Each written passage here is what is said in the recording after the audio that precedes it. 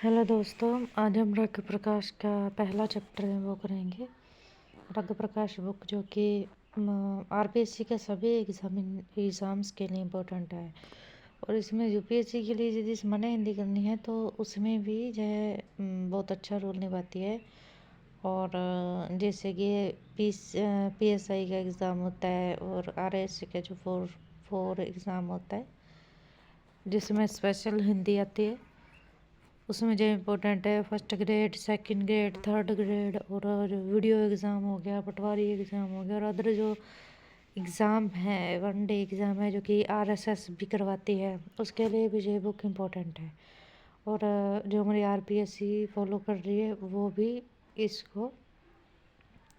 इसी बुक को फॉलो कर रही है स्पेशली, जैसे कि एसआई के लिए। और इसके अलावा हम बेसिक बुक्स जो है वो 9 to 12 क्लास की है, वो है मैंने सोहनलाल चारण बुक का, सोहनदास चारण बुक। उसे उसे हम सामान्य हिंदी यानी बेस हमारा स्ट्रॉन्ग कर सकते हैं। और ये बुक जो है जैसे कामता प्रसाद सर गुरु जी की जो बुक होगी उसमें भी अच्छी तरह से एग्जाम्पल दे रखे हैं और वो एग्जाम्पल जो है वो हमारी आरपीएससी उठाती है। और यदि हम आरएसएस बी की बात करें तो ये हमारी इस बुक को, और मेनली जो सोहनदास चारण की बुक है जो 9 to 12 आती है, बोर्ड की किताब है हमारी, उसको फॉलो करती है। तो स्पेशली एसआई और आरएस और first grade, second grade, third grade और अदर जो एग्ज़ाम है उसके लिए ये बुक हम सामान्य हिंदी के लिए इसका ऑडियो बुक शुरू कर रहे हैं। और उसमें हमारा जो पहला चैप्टर है, पहले चैप्टर का नाम है हिंदी भाषा और व्याकरण। तो मैं इसको रीड करूँगी और साथ साथ में जहाँ मुझे लगेगा कि ये बात आपको बतानी चाहिए, जैसे कि हलंत का प्रयोग आ गया बीच में और समास जैसे विग्रह का आ गया, तो उसको मैं आपको साथ साथ में बताती चलूँगी। और जैसे जैसे जो हमारे व्यंजन होते हैं उसमें स्वर भी इंक्लूड होते हैं, तो उसको जब स्वर को निकाल देते हैं तो उसके नीचे है व्यंजन के नीचे क्या आता है, हलंत आता है। तो ये जो बेसिक चीज़ें हैं जो हम कह सकते हैं हमारे कॉन्सेप्ट हैं जो हमें पता होना चाहिए एक स्टूडेंट को जब हिंदी के वो अध्ययन करता है, तो उसको जो सामान्य बातें पता होनी चाहिए वो मैं आपको साथ साथ में बताती चलूँगी। और साथ में सबको हम ऑडियो फॉर्म में याद कर लेंगे अच्छे से। तो हमारा पहला चैप्टर है वो है हिंदी भाषा और व्याकरण।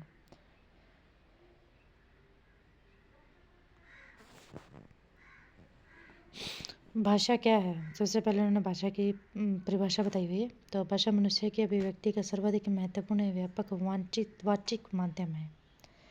वाचिक माध्यम से आशय है वाणी का माध्यम। वाणी वक्ता के मुख से ध्वनियों के रूप में व्यक्त होती है, किंतु यदि वह ध्वनियों के रूप में व्यक्त न भी हो और वक्ता के मानस में विचार के रूप में ही घुमड़ती रहे तो वह भी भाषा ही है। इस प्रकार भाषा वह वाचिक व्यवस्था है जो मौन रूप में तो मानसिक रूप के लिए होती है और मुंह से व्यक्त होकर ध्वनि रूप में भौतिक रूप ग्रहण करती है। भाषा सामाजिक संपर्क के लिए एक व्यक्तिक कर्म है, क्योंकि यह सामाजिक संपर्क के लिए होती है, इसलिए यह मूलतः संवादात्मक है। और इसमें एक निश्चित व्यवस्था होती है जो ध्वनि या अक्षर से लेकर वाक्य तक होती है, जहाँ भाषा के अवयवों का संक्षेप में विवरण प्रस्तुत किया जा रहा है। आगे ध्वनि, शब्द और वाक्य, इन सब में अंतर बताया गया इस पैराग्राफ में अच्छे से। ध्वनि भाषा शरीर की सबसे छोटी इकाई है, किंतु अर्थ के स्तर पर लघुतम इकाई शब्द है। ठीक है, जिससे कै के नीचे लगा हुआ हलंत, यानी इसमें स्वर नहीं है। यदि सीधा कै लिखा होता तो उसमें कै प्लस ए यानी स्वर और व्यंजन दोनों होते हैं, लेकिन इसमें से स्वर निकाल दिया गया, जैसे सिर्फ व्यंजन है, इसलिए इसके पैर में हलंत लगाया गया है। तो इसे हम कैसे पढ़ेंगे, कै, च और ए। कै, च, ए आदि ध्वनियाँ हैं पर इनका कोई अर्थ नहीं, किंतु कमल, चम्मच और अंतर शब्दों में जो ध्वनियाँ ही अन्य ध्वनियों के संयोग से ऐसे ध्वनि समूह की रचना करती हैं जिनका कोई अर्थ होता है। ठीक है, यही ध्वनियाँ मिलेंगी और एक वाक्य बना लेंगी, ऐसे सार्थक शब्द बना लेंगी जिनका कोई मतलब होगा। और ऐसी सार्थक ध्वनि जहाँ ध्वनि समूह ही शब्द कहलाते हैं। आ यानी आने के अर्थ में आदेश है आ, तथा कमल कर्मश एक तथा 6 ध्वनियाँ हैं और दोनों ही अर्थवान हैं, इसलिए शब्द हैं। मतलब जिन जिन शब्दों और स्वरों का कोई अर्थ होता है वही उसी को हम शब्द कहते हैं, किंतु शब्द भी कोई मंतव्य नहीं प्रकट कर पाता जब तक कि वह वाक्य में प्रयुक्त नहीं हो जाता। जब तक उसे वाक्य में प्रयोग नहीं करेंगे, जैसे कमल का फूल बहुत सुंदर लग रहा है, यह क्या बन गया, एक वाक्य बन गया। जब तक हम उसे जिन शब्दों को हम वाक्य में प्रयोग नहीं करेंगे तब तक उसका कोई अर्थ नहीं होगा। तो यही बात इस लाइन में बोली गई है। कमल कह देने से कोई आशा नहीं निकलता, यह एक फूल भी हो सकता है, कमल किसी का नाम भी हो सकता है। और इतना ही नहीं, केवल कमल कह देने से कोई मंतव्य भी प्रकट नहीं होता। अतः शब्द भी भाषा की पूर्ण इकाई नहीं है। शब्द भी भाषा की पूर्ण इकाई नहीं है। पूर्ण इकाई तो वाक्य है। जैसे कमल खिल रहा है, वाक्य बन गया ना। कमल पढ़ रहा है, वाक्य बन गया। जहाँ पास में बैठे कमल नामक व्यक्ति को कहा जाए कि कमल सुनो, ठीक है। जहाँ तीसरा वाक्य एक ही शब्द कमल सुनो से बना है, तीसरा वाक्य सिर्फ कमल से बना है और उसको बोला गया साथ में सुनो, यानी कमल किसी का नाम है और उसको बोला गया सुनो, यानी उसको कुछ कहना है। जय है तो एक ही शब्द, लेकिन जय वाक्य भी है, क्योंकि जहाँ एक ही शब्द कमल सुनो वाक्य का प्रतिनिधित्व कर रहा है और वक्ता का मंतव्य प्रकट कर रहा है। इस प्रकार जैसे केवल एक ही ध्वनि शब्द का रूप ले सकती है, जिससे आने के अर्थ में, वैसे ही केवल एक ही शब्द वाक्य का रूप भी ले सकता है। इसी दृष्टि से निम्नलिखित ध्वनियाँ जहाँ ध्वनि समूह वाक्य है। जैसे मनीष कमल दूर बैठा है, कमल हाँ, मनीष सुनो, ठीक है। इसको वाक्य में कर दिया ना, चाहे मनीष सुनो तो जय वाक्य बन गया, अकेला मनीष तो सिर्फ शब्द है। कमल बोलो, यह एक वाक्य बन गया और अकेला कमल एक शब्द है। और मनीष आ, वाक्य बन गया। कमल क्यों, वाक्य बन गया। मनीष पास आओ तब कहूँगा, क्या बन गया, वाक्य। समझ में आ गया अब आपको, यानी स्वर, व्यंजन, वाक्य और शब्द में आपको अंतर समझ आ गया होगा। इस प्रकार ध्वनि भाषा की लघुतम और वाक्य भाषा की पूर्ण इकाई है। ध्वनि तो सिर्फ ध्वनि सिर्फ लघुतम रूप है और वाक्य भाषा की पूर्ण इकाई है। अपनी भूमिका के आधार पर एक ध्वनि केवल ध्वनि या शब्द अथवा वाक्य किसी का भी रूप ले सकती है। व्याकरण, अब व्याकरण बताया गया है कि व्याकरण क्या है और व्याकरण क्यों जरूरी है। हिंदी का आधार व्याकरण क्यों है, आज भी हम किस प्रकार की हिंदी बोल रहे हैं और हम व्याकरण को कितने शुद्ध तरीके से आज हम सामान्य बोलचाल में इस्तेमाल कर रहे हैं, ये सभी बातें आपको यहाँ पर अच्छे से समझ में आएंगी। व्याकरण क्या है, जो विद्या भाषा की व्याक्रिया अर्थात उसका विश्लेषण करती है, व्याकरण कहलाती है। ध्वनि से लेकर वाक्य तक फैली हुई भाषा के ध्वनि, शब्द, पदांश, पद, वाक्यांश और वाक्य तक की विभिन्न संरचनाएं हैं। व्याकरण इन सब का विवेचन करती है और ये संरचनाएं अर्थ की अभिव्यक्ति में जो जो भूमिका निभाती हैं इसका विश्लेषण करती है। समझ में आएगा। व्याकरण सभी हमारी हिंदी का जो ध्वनि, शब्द, पदांश, पद, जीवन, वाक्यांश है, सबका विश्लेषण करती है और उसको शुद्ध रूप प्रदान करती है। आगे पैराग्राफ है कि एक भाषा में ध्वनि का उच्चारण स्थलों का ज्ञान, ध्वनियों का वर्गीकरण आदि विषय वर्ण विचार में विवेचित किए जाते हैं। भाषा का शब्द भंडार, शब्दों की उत्पत्ति, विकास, निर्माण तथा शब्दार्थ का विश्लेषण, शब्द विचार के अंतर्गत तथा शब्द से पदों का निर्माण एवं उसका वाक्य में प्रयोग, पद निर्माण के विविध रूपों एवं उनके नियम आदि का अध्ययन रूप विचार, जो पद विचार में किया जाता है। विभिन्न पदों के पारस्परिक संबंध उपवाक्य तथा वाक्य का गठन वाक्य विचार के अंतर्गत सम्मिलित किए जाते हैं। अब आपको वर्ण विचार, शब्द विचार, वाक्य विचार में अंतर समझ में आया होगा, ठीक है।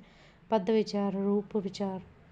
नेक्स्ट पैराग्राफ है हमारा, इस प्रकार व्याकरण एक भाषा की वर्ण से लेकर वाक्य के गठन तक की समस्त संरचनाओं, समस्त नियमों का अध्ययन करती है। व्याकरण भाषा की एक वर्ण से लेकर वाक्य के गठन तक की समस्त संरचनाओं, नियमों का अध्ययन करती है और भाषा के शुद्ध तथा सर्वाधिक सार्थक प्रयोग का बोध कराती है। व्याकरण हमें समझाती है कि हमें सामान्य बोलचाल में और जो हमारी औपचारिक भाषा है और जो हमारी औपचारिक लैंग्वेज है, जैसे हम किसी परीक्षा में बैठते हैं जहाँ हमारी ऑब्जेक्टिव टाइप की परीक्षा है, तो उसमें व्याकरण का शुद्धतम रूप से कैसे प्रयोग होगा, ये सभी बातें कौन बताती है हमें, व्याकरण।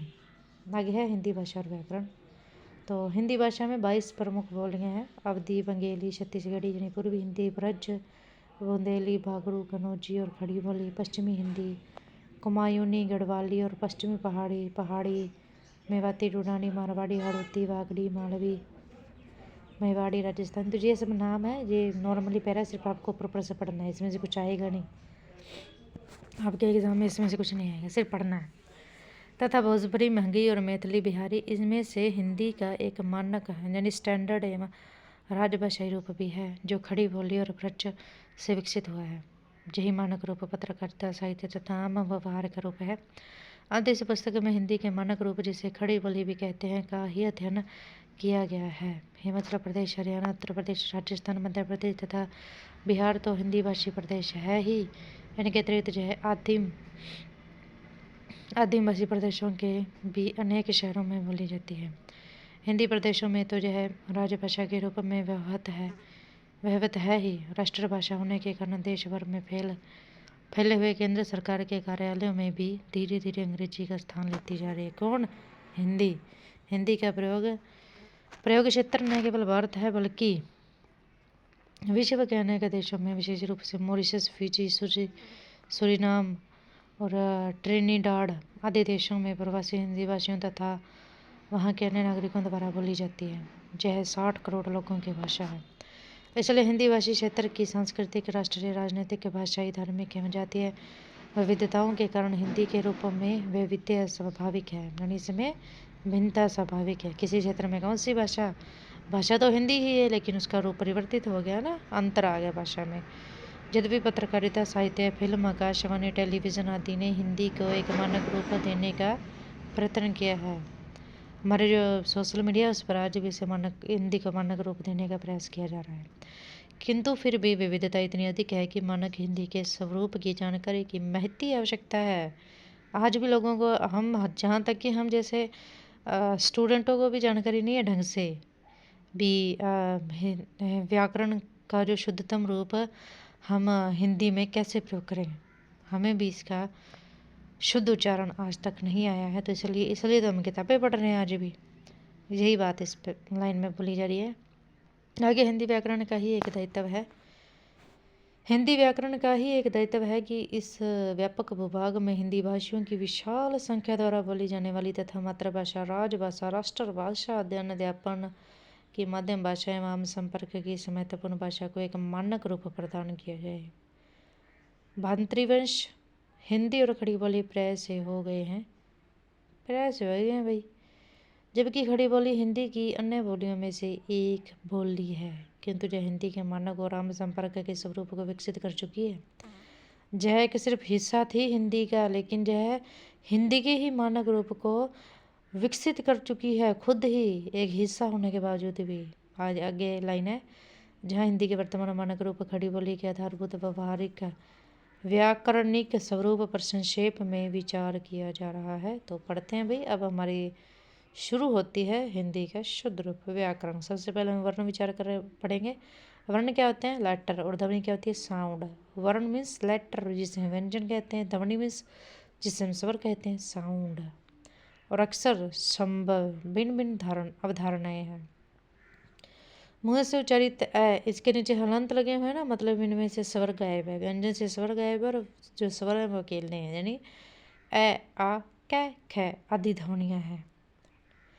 ध्वनियों के लिखित रूप को लिपि चिन्हों को वर्ण कहते हैं तथा जिस ध्वनि या ध्वनि समूह के उच्चारण एक समास के एक ही आघात में हो जाए उसे अक्षर कहते हैं, है ना। जैसे आम, मैम, स्नान, ठीक है, एक ही स्वर में उच्चारण हो गया ध्वनि समूह का, उसे अक्षर कहते हैं। जैसे आम, मेम, स्नान, तो जो अक्षर है, अक्षर ध्वनि का लघुतम रूप होता है। ध्वनि का कौन सा रूप होता है? लघुतम। इसे और विभाजित नहीं किया जा सकता, इसे और नहीं बांट सकते कि आ को अलग कर दो और मैं को अलग कर दो, ऐसे नहीं कर सकते। फिर जो अक्षर नहीं रहेगा, फिर जो है स्वर और व्यंजन बन जाएगा। आगे ध्वनियाँ दो प्रकार की हैं भाई, स्वर और व्यंजन। तो ध्वनियाँ पढ़ने हम, ध्वनियाँ दो प्रकार की हैं भाई, स्वर और व्यंजन, ठीक है। स्वर वोवल क्या है? वे ध्वनि जिनके उच्चारण में हवा फेफड़ों से उठकर निर्बाध रूप से मुंह जनाक के द्वारा बाहर निकलती है, अर्थात जीव जहाँ होठ पर नहीं स्पर्श करते और वायु से कहीं संघर्ष नहीं होता, स्वर कहलाती है। समझ में आया? अब आप इसका प्रयास करना, मुंह से शब्द निकालना खुद से। हिंदी में ए, आ, ई, उ, ए, ओ 10 स्वर हैं। ठीक है, तब देख लो, ना तो कहीं होठ होठ टक रहे हैं, ना जीभ का उतार चढ़ाव हुआ है, और ना ही हवा का, वायु का बाहर निकलते समय, अंदर से बाहर निकलते समय कहीं पर घर्षण हुआ नहीं हुआ है ना। तो जो लाइनें लिखी हुई है ना, उसका प्रयोग करना है अपने खुद ने। जो बोलने हैं आपको अक्षर ए, आ, ई, उ, ए, ओ 10 स्वर हैं। तो ये आपको याद रहेंगी, ये इनकी विशेषताएं भी ढंग से। आगे ऋषि। ऋषि अब शुद्ध स्वर नहीं रहा है, क्योंकि अब इसका उच्चारण हिंदी में री यानी र हलंत प्लस ई, अर्थात र हलंत व्यंजन और ई स्वर का संयुक्त रूप है। ठीक है, ऋषि किसका संयुक्त रूप है, अब दोबारा देख लेना।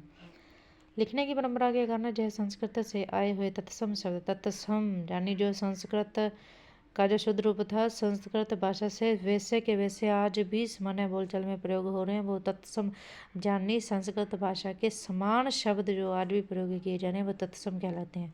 तद्भव जिनका हमने रूप परिवर्तित कर दिया है। जैसे आँख को अक्षु कहते थे और हम उसे क्या कहते हैं, आँख, तो हमने उसका बदलाव कर दिया ना, आसान कर लिया अपनी अपनी बोलचाल भाषा के अनुसार, सामान्य जो हमारी लैंग्वेज है उसके अनुसार हमने उसे क्या कर लिया, चेंज कर लिया। तो तद्भव और तत्सम में अंतर समझ में आ गया आपको। आगे हम चलते हैं, जैसे तत्सम शब्दों जैसे ऋषि, कृपा, पृथ्वी आदि में लिखा भर जाता है। मात्रा काल यानी उच्चारण की अवधि की दृष्टि से स्वर 2 तरह के हैं। हरसव यानी छोटे शॉर्ट, और दीर्घ या गुरु यानी बड़े। जैसे ए, ई, उ हरसव हैं, छोटे हैं भाई, छोटे हैं। तथा आ, ई, उ, ए, ओ दीर्घ हैं भाई, ज़्यादा टाइम लगता है, लॉन्ग है, दीर्घ हैं। ह्रस्व स्वर के उच्चारण में दीर्घ स्वर की तुलना में समय कम लगता है। समझ में आया? और आ, ई, उ कर्मश ए, ई, उ के दीर्घ रूप नहीं है, जैसा कि प्राय समझा जाता रहा है। वस्तुत ए और आ अथवा ई और ई में केवल मात्रा काल का ही अंतर नहीं है, और इनके उच्चारण, प्रतन तथा जिह्वा के व्यवहत भाग की दृष्टि से भी इसमें अंतर है। इसमें अंतर पाया जाता है, जिह्वा का अलग अलग प्रयोग होता है। ठीक है, अतः ह्रस्व और दीर्घ स्वर प्राकृतिक अलग अलग हैं और एक दूसरे के छोटे अथवा बड़े रूप नहीं। अंग्रेजी का आ स्वर भी अब हिंदी में सम्मिलित हो गया है और जो डॉक्टर, कॉलेज आदि शब्दों में बोला जाता है, तथा जीवग्रह, ठीक है, के रूप में लिखा भी जाता है। हिंदी का मानक उच्चारण अध्याय में के उच्चारण का तरीका देखें। आ के उच्चारण का तरीका बताया गया है। ठीक है, आगे स्वर के उच्चारण में वायु यदि मुंह के साथ साथ नाक से निकल जाए तो उसे अनुनासिक स्वर कहा जाता है। ठीक है, अब स्वर का उच्चारण कर रहे हैं हम लोग, आ, ई, उ। ठीक है, जो 10 हमारे स्वर है उनका उच्चारण कर रहे हैं।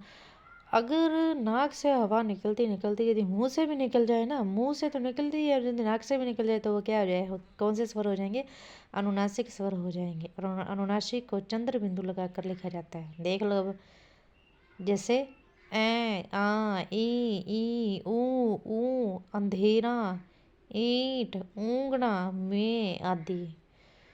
जिन स्वरों के उच्चारण में वायु नाक से नहीं केवल मुंह से ही निकलती है उसे निर्नुनासिक स्वर कहा जाता है। तो ऐसे कौन से स्वर है भाई जिनका उच्चारण करते समय नाक से हवा नहीं निकलेगी, सिर्फ मुंह से ही निकलेगी? कौन से स्वर है? आ, ए, आ, ई आदि। अब है विसर्ग। मूलतः संस्कृत की ध्वनि है और हिंदी की संरचना में विसर्ग ध्वनि का कोई स्थान नहीं है। विसर्ग ध्वनि का कोई स्थान ही नहीं है, किंतु संस्कृत से आए हुए कतिपय तत्सम अभी बताया ना मैंने पीछे, तत्सम शब्दों में विसर्ग का व्यवहार होता है, वहाँ पर इनका प्रयोग होता है भाई। वैसे तो विसर्ग की कोई जगह नहीं है इधर, लेकिन हमारे जो संस्कृत के शब्द आज भी प्रयोग हो रहे हैं उसमें विसर्ग का प्रयोग होता है। विसर्ग का उच्चारण है हलंत जैसा होता है, किंतु संस्कृत में जो है हलंत से भिन्न ध्वनि रही है और विसर्ग का उच्चारण स्थान कंठ होने के कारण विसर्ग की ध्वनि है ही हो गई और संस्कृत काल में रहने वाला सूक्ष्म भेद समाप्त हो गया। संस्कृत से आए हुए शब्द मन और विसर्ग स्थिति सुन में है, जो विसर्ग लगा हुआ है बीच में विसर्ग चिन्ह है। मन विसर्ग स्थिति दुख दु विसर्ग ख दुख आदि में ही विसर्ग चिन्ह का प्रयोग होता है। आगे व्यंजन कॉन्स्टोनेंट क्या है? व्यंजन वे ध्वनि है जिनके उच्चारण में फेफड़ों से बाहर निकलने वाली हवा मुख विवर में अथवा स्वर यंत्र में कहीं न कहीं रुककर अवरोध सहित बाहर निकलती है। यानी इनको निकालते समय अवरोध जरूर होगा हमारे मुंह में। कैसे होगा आगे देखते हैं भाई कैसे होगा। व्यंजन ध्वनि अवरोध के हटने पर ही उच्चारित होती है। अगर अवरोध नहीं हटेगा तो व्यंजन उत्पन्न ही नहीं होगा भाई, उच्चारित ही नहीं हो पाएगा। व्यंजनों के वर्गीकरण का मुख्य आधार प्रयत्न स्थान अर्थात मुंह में अवयवों का मिलना अथवा परस्पर समीप आना है। व्यंजनों के वर्गीकरण का एक आधार प्रयत्न विधि भी है, जिनके अनुसार फेफड़ों से निकलने वाली वायु मुख विवर में कहीं रुक जाती है, कहीं रगड़ खाती है, कहीं नाक से निकलती है, तभी व्यंजन उच्चारित होते हैं, नहीं तो व्यंजन उच्चारित हो ही नहीं सकते।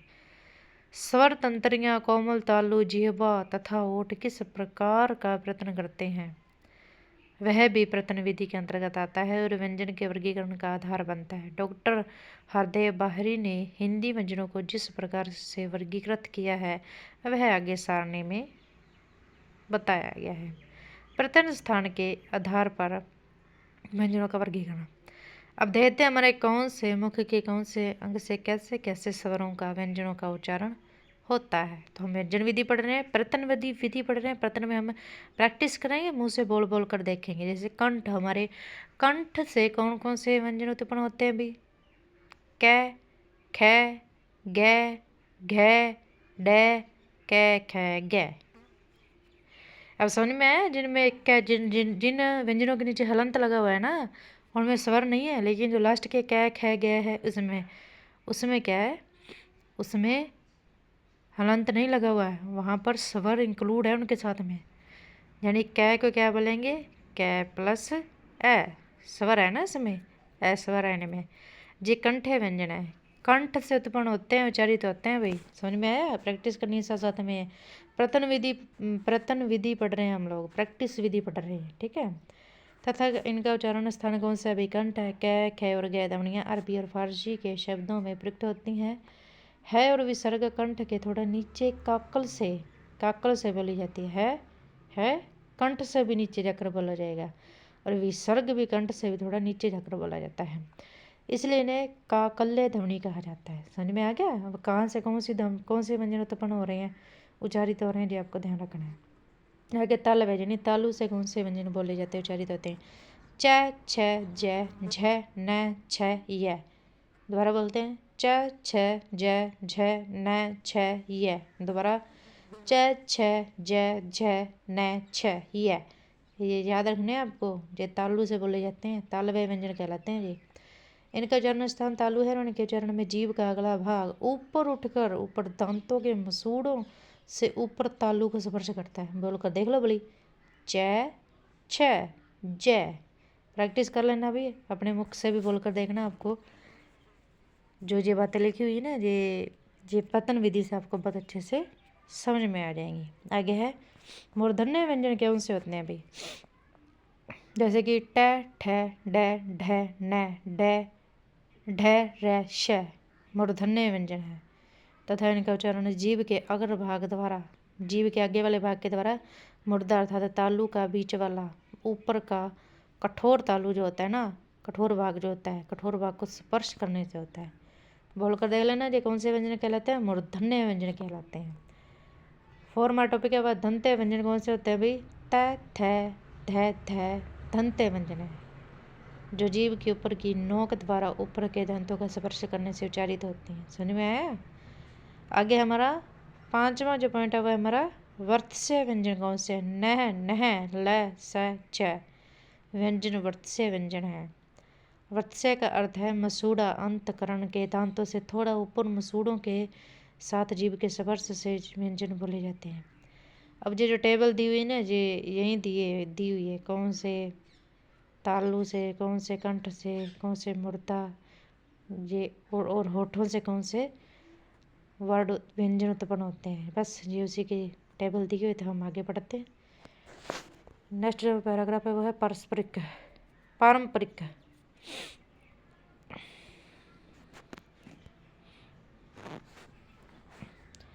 पारंपरिक रूप से न आप देख लो कि न के नीचे हलंत लगा हो, इसमें स्वर नहीं है, जो अकेला व्यंजन है, याद रखना। न एवं स को दंत्य कहा जाता है। न स दंत्य कहा जाता है इसे, किंतु इनका वास्तविक उच्चारण स्थान दांतों से ऊपर है, दांतों से ऊपर है, इसलिए इन्हें वत्स्य में सम्मिलित किया गया है। आगे औष्टक व्यंजन यानी जो हमारे होठों से बोले जाने व्यंजन है वो देखते हैं कौन से। पै, फै, बै, पै, मै, वै, मै। दोनों होठों को मिलाने से बोले जाने वाले व्यंजन ओष्ठ्य व्यंजन कहे जाते हैं। नेक्स्ट है दंतोष्ठ्य व्यंजन, जैसे फै और वै, फै वै बोलकर देखना आप भी, फै वै। व्यंजन ऊपर के दांत एवं नीचे के ओठ के मिलने से उच्चारित होते हैं। फै व्यंजन फारसी और अंग्रेजी के शब्दों में तथा वै व्यंजन अंग्रेजी के शब्दों में प्रयुक्त होता है। फेल, फायदा, वैल्यू आदि शब्दों के प्रारंभ में ये ही व्यंजन है। आगे प्रयत्न विधि के आधार पर वर्गीकरण देखें तो स्पष्ट व्यंजन कौन से होते हैं। स्पष्ट व्यंजन सपृष्ठ व्यंजन कौन से होते हैं।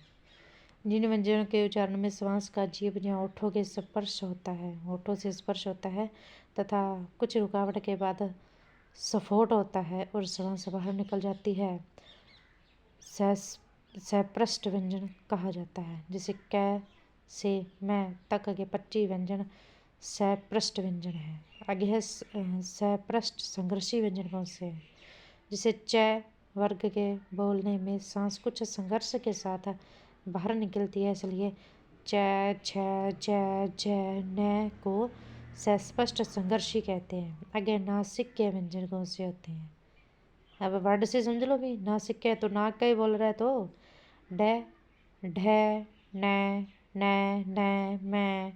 व्यंजनों के उच्चारण में हवा नाक से निकलती है, इसलिए इन्हें नासिक के व्यंजन अथवा अनुनासिक व्यंजन कहते हैं। आगे है उत्क्षिप्त व्यंजन कौन से होते हैं भी, तो ढ एवं ढ, ढमरू, ढक्कन। व्यंजन का उच्चारण जीभ की नोक से उलट कर कठोर तालु को झटके के साथ कुछ दूर तक छूकर किया जाता है, इसलिए इसे उत्क्षिप्त जहाँ दैवी सपृष्ठ अथवा अर्थात या फिर अथवा तांडन जात व्यंजन भी कहा जाता है। इन व्यंजनों का उच्चारण हिंदी की अपनी विशेषता है भाई, अतः अंग्रेजी से आए हुए शब्द जैसे रेडियो, बॉडी, रोड आदि में नहीं करना चाहिए। इसी तरह ढक्कन और ढमरू के संयुक्त व्यंजन की स्थिति में होने पर गड्ढी और बुढ़ा एवं उपसर्ग के बाद आने पर भी निडर, सुडौल, ढक्कन, ढमरू का उच्चारण नहीं होता है। अगर लुंठित व्यंजन कौन से हैं भाई, क्योंकि र के उच्चारण में सांस जीभ से टकरा कर सांस जीभ से टकरा कर लुढ़कती सी लगती है, इसलिए र को लुंठित व्यंजन कहा जाता है। देख लो, लुंठित व्यंजन एक ही है भाई, याद रखना, प्रैक्टिस कर लेना जीभ से बोल बोल कर र, ठीक है, जिसमें लुढ़कती हुई हवा बाहर निकले, वो है हमारे लुंठित व्यंजन, वो एक ही है र। आगे ईर्षित सपृष्ठ व्यंजन कौन से हैं। यह वह के उच्चारण में मुंह में कर्म से जीभ, तालु तथा होठों का स्पर्श क्षणिक और कम होता है। हाँ भाई सही है, यह वह में जीभ, तालु तथा होठों का स्पर्श क्षणिक और कम होता है, इसलिए इन्हें ईर्षित यानी तनिक सपृष्ठ व्यंजन कहते हैं। यह तथा वह का उच्चारण अवरोध की दृष्टि से स्वर एवं व्यंजन के बीच का है और इन्हें अर्धस्वर जहाँ अंतस्थ व्यंजन भी कहा जाता है। आगे पार्श्विक व्यंजन कौन से हैं।